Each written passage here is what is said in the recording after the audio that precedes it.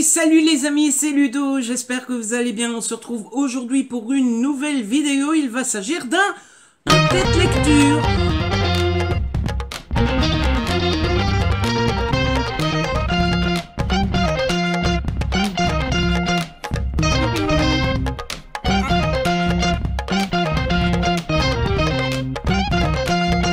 Un update lecture spécial format poche, puisque, écoutez, c'était pas prévu, c'était pas fait exprès, mais les 4 livres que je vais vous présenter sont des formats poche, oui, 4, puisque le format n'a pas changé. Vous savez que j'aime vous présenter les livres 4 par 4, ça me permet d'avoir du contenu, hein, parce que vous présentez les livres un à un, ça serait chiant. Deuxièmement, de ne pas trop attendre avant de tourner la vidéo, histoire que les histoires soient bien fraîches dans ma tête et que je puisse vous en parler fidèlement. Et troisièmement, comme ça la vidéo ne dure pas trop longtemps. Quant au genre des livres que je vais vous présenter, écoutez, la parité est là. C'est moitié romance, moitié thriller. J'ai 2 thrillers, 2 romances. Ceci étant dit, je vous ai tout expliqué, tout bien dit. Eh bien, je vous propose que on commence et que c'est parti. Des deep dans tous les sens. Bref, le premier livre dont je vais vous parler, il s'agit de Surtension d'Olivier Norek aux éditions Pocket. Alors, j'arrive un petit peu après la bataille, hein. Je pense que beaucoup de gens ont lu ce thriller, ont lu ce tome. C'est un tome 3 de la saga de Victor Coste. Écoutez, personnellement, je l'ai dans ma palle depuis un bon moment et je ne l'ai jamais lu parce que j'étais pas prêt à dire au revoir à Victor Coste. Parce que c'est une trilogie que j'aime beaucoup. Et puis finalement, eh bien, Olivier Norek a écrit un 4e tome que j'ai reçu en service presse. Et je me suis dit, bon, eh ben, puisque j'ai reçu le 4e en service presse, il faut lire le 4e. Bon, je l'ai demandé, donc c'est pas, je vais pas souffrir, hein, c'est pas une punition. Mais avant de lire le 4e tome, il faut lire le 3e. Et donc, je me suis lancé. Alors, tout d'abord, si vous ne connaissez pas la saga, je vous la conseille fortement. J'ai adoré. J'ai un peu moins aimé ce tome-ci. Et si vous ne connaissez pas la saga, en 2 mots, on suit un capitaine. Je ne sais pas si c'est son grade, mais bon, on suit un flic dans le 93. Je crois que c'est la banlieue de Paris. Et on suit ce flic avec son équipe qui va mener des enquêtes et on retrouve le flic de tome en tome. J'avais beaucoup aimé le 2e tome, les 2 premiers tomes, j'ai un peu moins aimé ce 3e tome. Tout d'abord, il faut dire que le style d'Olivier Norek est toujours aussi efficace, aussi bon, aussi prenant. On se laisse aller, on se laisse avoir, on se laisse submerger, on se laisse quoi. Enfin, vraiment, Olivier Norek, c'est le pape du thriller policier, je trouve. Quelle que soit la qualité du roman, quelle que soit la qualité de l'histoire, de l'intrigue, je trouve que il a une plume tellement parfaite, tellement prenante, que ça rattrape quoi qu'il arrive, et c'est ce qui s'est passé sur ce tome-ci. Alors, qu'est-ce que je reproche à ce tome-ci? 2 choses particulièrement. Alors, il y a une des 2 choses, c'est peut-être de ma faute. C'est-à-dire que, comment vous dire ça sans totalement spoiler? On sent que Victor Coste est un petit peu au bout, il s'essouffle, il en a un petit peu marre. Et je trouve que ça sort un peu de nulle part, comme un cheveu sous la soupe. C'est un peu soudain, c'est un peu abrupt, c'est un peu en mode du jour au lendemain, il en a marre et il n'en peut plus. Et ça m'a dérangé. Et pourquoi je dis que c'est peut-être de ma faute que ce point-là m'a dérangé? Eh bien parce que entre la lecture de ce 3e tome et la lecture du 2e, il s'est passé un petit moment. Un petit long moment, et donc je n'ai pas de souvenir précis du 2e tome, et donc bon, si c'est introduit dans le 2e tome, que je m'en souviens plus, eh ben c'est pas un défaut, c'est juste ma faute. Par contre, si c'est pas introduit dans le 2e tome, et que c'est vraiment aussi abrupt que je le pense, que je l'ai ressenti pendant ma lecture, alors c'est un vrai défaut, et quoi qu'il arrive, que ce soit un cas ou l'autre, je dois avouer que ça m'a pas mal dérangé pendant ma lecture. Le deuxième défaut majeur de ce tome, selon moi, c'est qu'il y a toute une première partie qui est très bien faite, avec une ambiance très prenante, avec un... On est vraiment immergé, on sent que c'est du vrai. Hein. Il faut savoir qu'Olivier Norek est un vrai ancien policier. Du coup, on sent, ça se sent, hein, que ça respire le vrai. Pour autant, j'ai trouvé cette première partie assez longue. Et au final, à la fin à la fin de l'histoire, je me suis dit, est-ce que cette première partie était vraiment nécessaire? Ou en tout cas, est-ce que cette première partie avait besoin d'être aussi longue? euh, Je ne suis pas persuadé. Je ne miserais pas un copec là-dessus. Donc bon, voilà. J'ai aimé le style. Je suis toujours aussi attaché au personnage. J'ai bien aimé la dynamique des personnages. J'ai bien aimé le fond de l'intrigue. Mais ce côté abrupt de Coste qui en a marre et cette première partie assez longue pour au final pas grand-chose. Je sors de ce tome vraiment assez mitigé. Comme j'arrive après la guerre, je ne sais pas si au moment de la sortie, c'était un sentiment partagé par la plus grande partie des lecteurs, mais bon, c'est mon sentiment à moi. Et puis voilà, enfin, qui ne vaut rien, hein, il n'est pas plus valable qu'un autre, mais c'est mon avis à moi. On va passer à la romance, comme ça on fait un sur deux. J'ai lu Target d'Alba River aux éditions Hugo dans la collection New Romance. C'est en poche, mais c'est un inédit. C'est légendé. Jusqu'où sera-t-il prêt à s'engager? J'avais envie de lire ce livre parce que j'ai fait connaissance avec Alba River il y a quelques semaines. On s'échange des messages, on s'encourage dans nos lectures, etc., etc. Et en plus, on a un point commun, on a la même éditrice. Pour autant, je ne sais pas pourquoi je dis pour autant.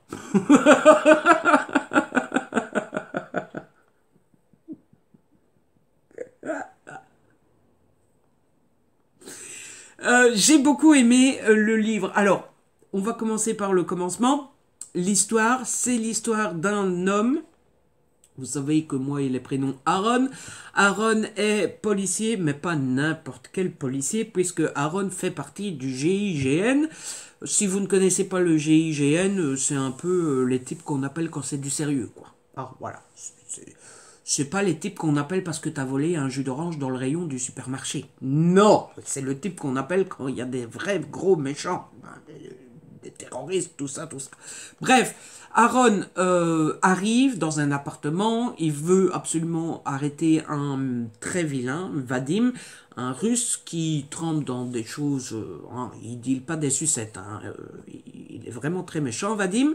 Sauf que Vadim n'est pas là. À la place, il tombe sur Lily. Lily, qui est une femme complètement sous la coupe de Vadim et qui essaye de s'échapper de Vadim depuis un bon moment. Et forcément, Aaron et Lily vont tomber amoureux. Mais surtout, Lily va aider Aaron à arrêter Vadim et ben forcément Aaron va se retrouver en grand danger parce que ben, Vadim va en faire son ennemi numéro un, son ennemi public numéro un. J'ai beaucoup aimé, comme je vous le disais. Tout d'abord, le style est très prenant, est assez, comment dites-vous ça, assez chouette, assez sympa, assez bonne. C'est un style que j'ai. Oh, regardez, j'ai un épi qui apparaît. Tiens. J'ai aimé, quoi. Dites ce que vous voulez. J'ai aimé. C'est assez intéressant parce que c'est du romantic suspense. Du coup, forcément, il y a du suspense. Ludo enfonce des portes ouvertes.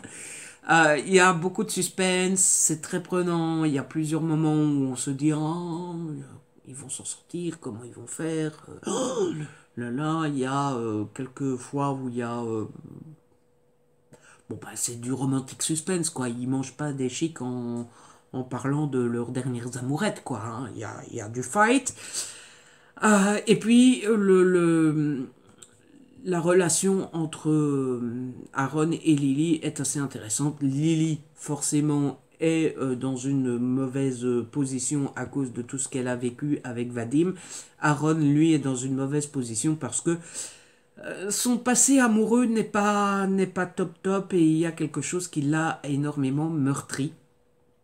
Donc c'était vraiment très chouette. Il m'aura juste manqué deux, trois petites choses pour que ça soit parfaite. Deux, trois petites choses que j'ai un peu moins aimées. La première d'entre elles, c'est difficile de vous dire quoi, mais il y a un truc que j'ai trouvé un petit peu trop rapide. C'est un détail, hein, mais j'aurais aimé que ça arrive un peu plus tard. Il y a parfois quelques passages que j'ai trouvé un petit peu un poil trop long.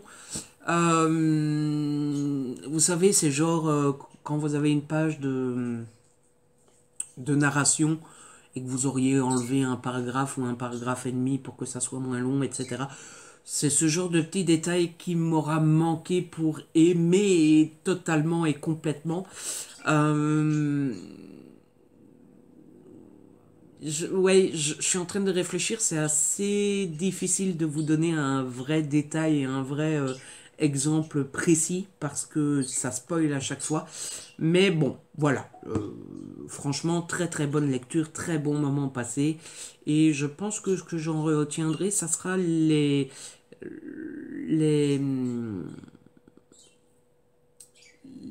la situation des personnages, leurs problèmes, et puis ce côté suspense très prenant. Oh, j'ai oublié de parler du petit garçon. Il y a un petit garçon dans le roman, malheureusement j'ai oublié son prénom, Tom, qui est atteint d'handicap, et il était d'une toucherie, ça se dit pas, mais j'étais tellement touché devant ce petit garçon et devant sa maman qui doit le gérer du mieux qu'elle peut. C'était. Et d'ailleurs, ça me fait venir au fait que la relation des personnages entre eux, surtout du côté d'Aaron, puisqu'on a toute la famille d'Aaron, est très, très chouette.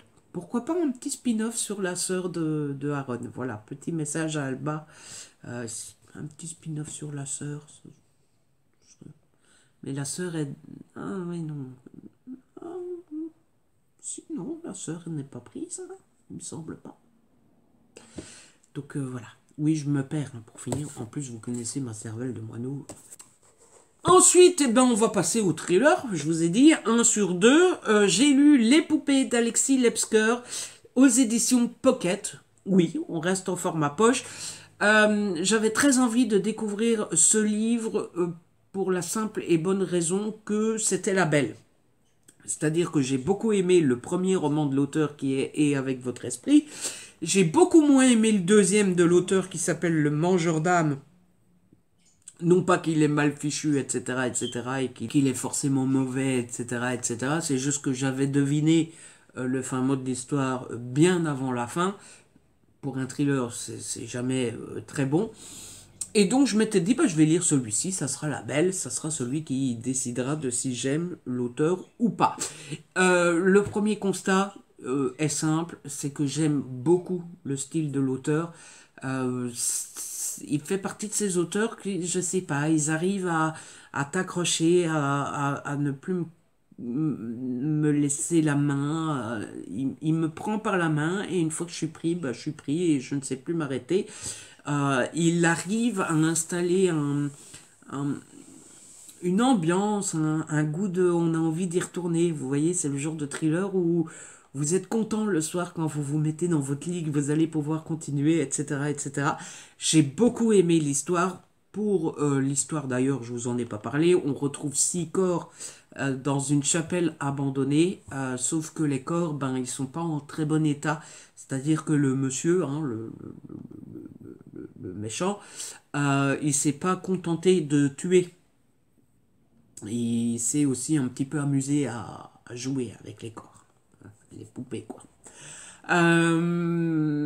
C'était vraiment très prenant. C'est le genre de thriller où on sait pas trop où on va, où il y a plein de petites pistes où on comprend pas. Pour le coup, j'ai pas du tout deviné et franchement c'est un vrai plus niveau thriller. Donc, grande réussite pour ce roman. J'émettrai tout de même deux petites réserves. Sinon, je ne serais pas Ludo, hein, si j'étais pas chiant jusqu'au bout. La première, mais ça, c'est de ma faute. Enfin, c'est mes goûts personnels à moi. Il y a des chapitres que j'ai moins aimés. Vous savez, les fameux chapitres en italique. Hein. Ouais, vous voyez le genre, hein, dans les thrillers. C'est des chapitres, moi, j'ai toujours du mal. Je trouve que ça coupe toujours la lecture, que ça coupe toujours l'enquête, que ça coupe toujours l'ambiance dans laquelle on est. Donc c'est le genre de chapitre qui m'ennuie, mais je dois reconnaître qu'ils ont un vrai but dans l'histoire et pour une fois. Parce que bon, il faut bien reconnaître que les chapitres en italique, ils sont jolis, ils participent à l'ambiance, etc. Mais ils sont pas toujours super nécessaires. Ici, c'est clairement le cas. Donc bon, ça m'a un petit peu ennuyé pendant la lecture, mais à la fin, je me suis dit, oh, il valait le coup. Et le deuxième truc qui m'a un petit peu chiffonné, c'est le personnage principal. Le personnage principal est un vieux gars qui est surnommé le cowboy. C'est le commissaire Venturi.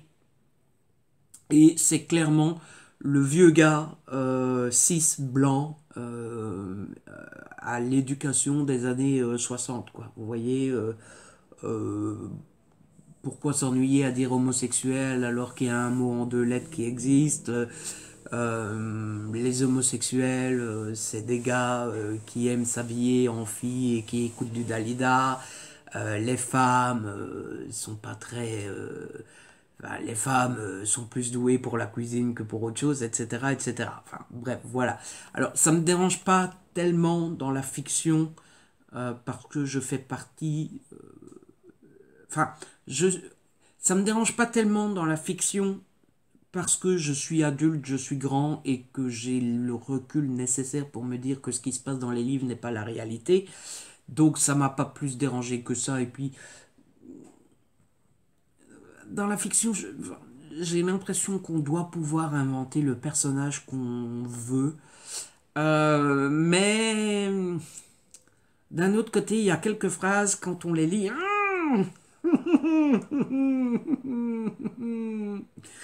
So années 80 quoi. Aïe, aïe, aïe, aïe, aïe. Mais, mais, mais, avant que vous rayiez le livre de votre liste, le commissaire Venturi enquête en binôme avec une femme, et dès que, à la moindre occasion, à la moindre bifurcation de ce monsieur Venturi, à la moindre petite phrase ou mot qu'il dit et qu'il ne devrait pas dire, l'héroïne, sa coéquipière, le remet, lui met un tac et le remet au coin, enfin le remet dans le droit chemin. Quoi. Vous voyez, donc c'est pas un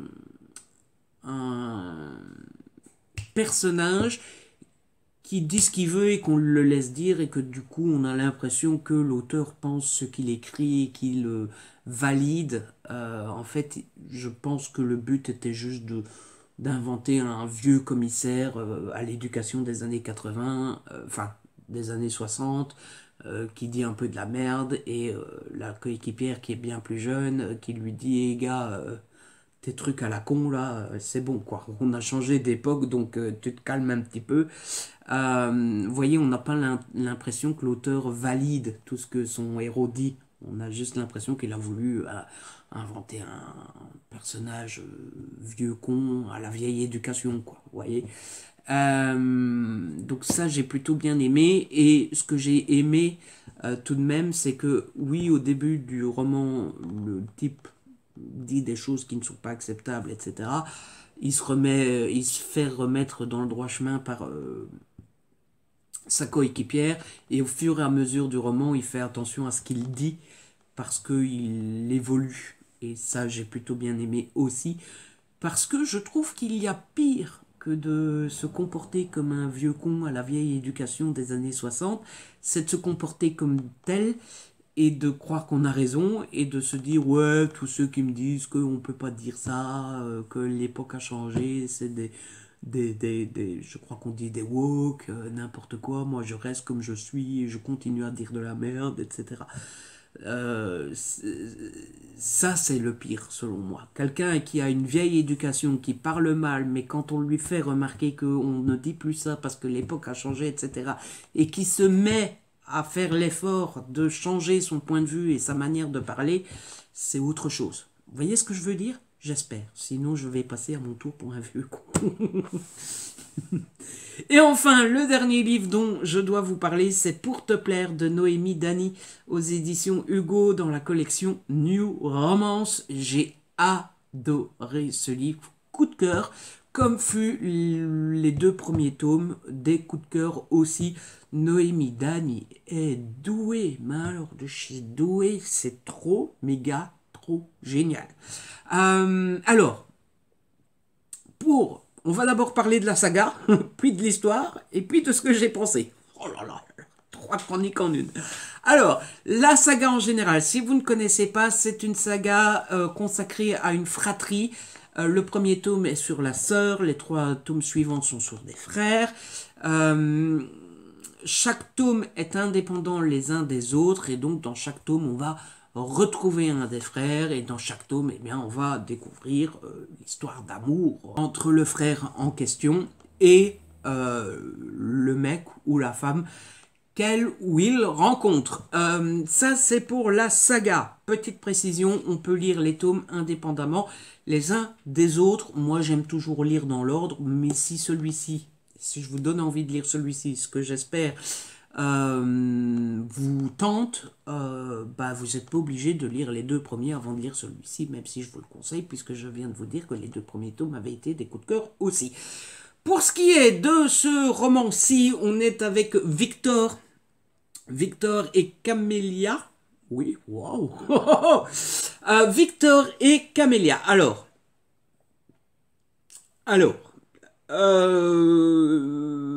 par où commencer? Les 2 personnages sont à l'opposé l'un de l'autre.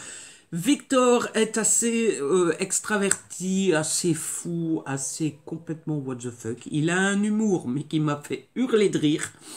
Un humour très surréaliste, très. Il sort des trucs, t'es là en mode. Vous voyez? Mais vraiment un humour. What the fuck?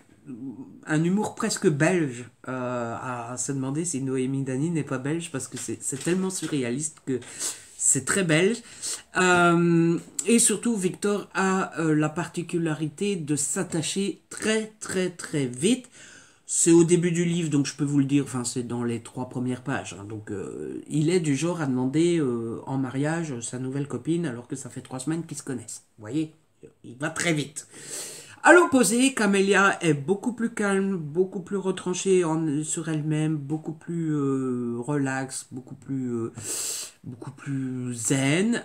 Et surtout, Camélia est très angoissée dans la vie, a beaucoup de trucs qui lui font peur, alors que ça a l'air absurde vu de l'extérieur, mais elle est très angoissée, très anxieuse, Autant vous dire que je me suis retrouvé dans les 2 personnages, puisque j'ai un humour très what the fuck, n'importe quoi. Et je suis très angoissé, très anxieux, Donc les 2 personnages m'ont beaucoup touché. L'autre avantage, c'est que l'écriture de Noémie Dany, les amis, c'est juste merveilleux. J'adore son écriture, elle est très addictive, elle est très belle, elle est très prenante, elle est très... c'est le genre d'écriture, vous commencez le livre, vous ne pouvez plus vous arrêter, vous êtes là en mode je peux continuer à lire, il est 2h du matin, je dois dormir, mais j'ai envie de lire. Vous voyez le genre? Et puis l'histoire est très mignonne, choupi, mimi, doudou. C'est le genre d'histoire d'amour où on se dit oh, ils sont beaux, mais qu'ils sont beaux, qu'ils sont beaux, mais qu'ils sont beaux. Et c'est le genre de livre où quand vous l'avez fini, que vous le refermez, vous faites ah, c'était bien. Voilà. Est-ce qu'il y a besoin de dire plus? Je ne sais pas. De toute façon, rien ne me vient à l'esprit. Je pense que je vous ai dit le principal. Ouais. Mignon, écriture magnifique, humour, angoisse, anxiété. Il y a quelques rebondissements. Coup de cœur. Vraiment. Enfin, moi, pour qu'il y ait un coup de cœur, il n'y a pas besoin de trucs. Ah, il n'y a pas besoin de. C'est maîtrisé de A à Z, c'est parfait, c'est magnifique, c'est génial. Vivement le prochain, vivement le mois de juillet. Pour le prochain, qui est déjà lu, écrit, édité, je pense, et donc ben, j'espère que Noémie Dany a déjà signé un nouveau contrat, parce que sinon elle va nous manquer quand la tétralogie, comme ça qu'on dit, sera finie. Et ben voilà, c'est la fin de cette petite lecture. J'espère qu'il vous a plu, que vous avez passé un bon moment en ma compagnie. J'espère que je vous ai donné envie de découvrir l'un de ces titres. En tout cas, si vous avez aimé la vidéo, n'hésitez pas à la liker, à la partager. N'hésitez pas à me laisser un petit commentaire. Vous savez que j'adore vous lire. Si ce n'est pas encore fait, abonnez-vous, c'est gratuit et ça fait plaisir. On se retrouve très vite pour une nouvelle vidéo. D'ici là, prenez soin de vous et de ceux que vous aimez. Ciao, bye bye.